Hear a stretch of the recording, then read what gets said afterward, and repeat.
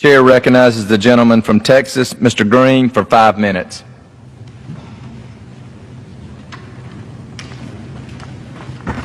Thank you, Mr. Speaker.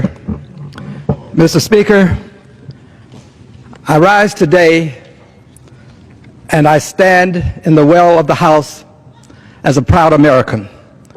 I love my country, Mr. Speaker, and because I love my country, I try not to forget those who go to distant places, those who go into harm's way, and they do it because they love the country. Many of them do not come back the same way they left, Mr. Speaker. They are the men and women who serve in our military, and I never want to forget the sacrifices that they make.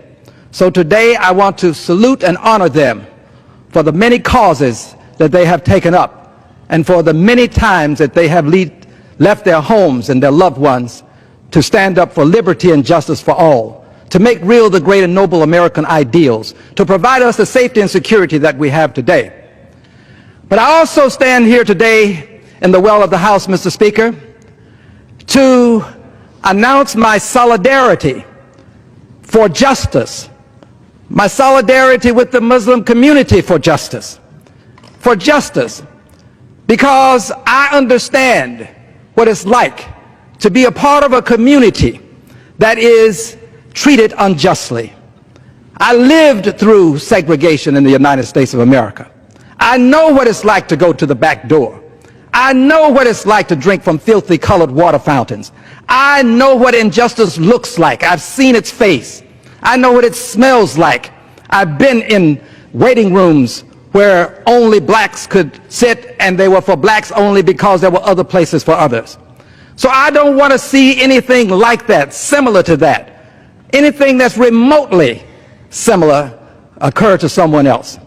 So I'm standing here today in solidarity with the Muslim community because of the injustice that's being perpetrated against Islam. I am a Christian. My grandfather was a Christian minister. But I stand here to support Islam today, one of the great religions of the world.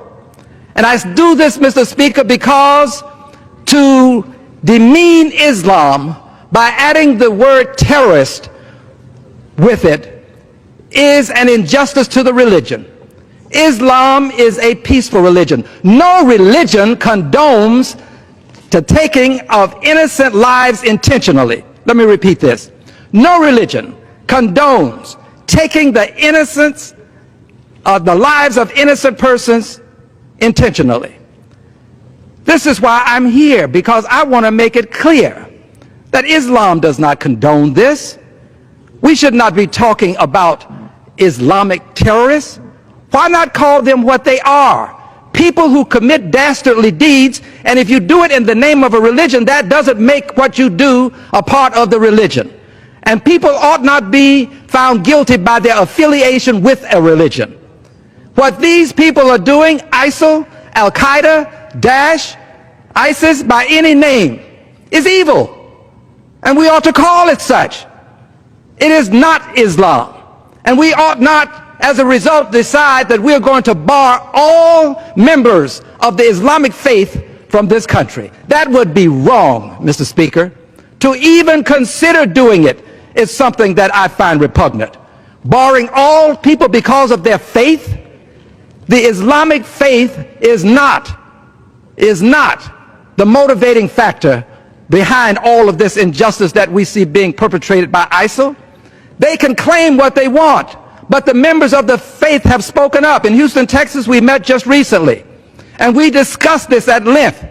Every Muslim in that room denounced what was being perpetrated and perpetuated by ISIL, by ISIS, by any name, evil. And we ought not do this to a great religion. I stand for justice, and I stand for justice for the Islamic faith. I believe that persons who are in harm's way in Syria and in other countries ought to be given an opportunity to escape harm. I believe that the Good Samaritan was right.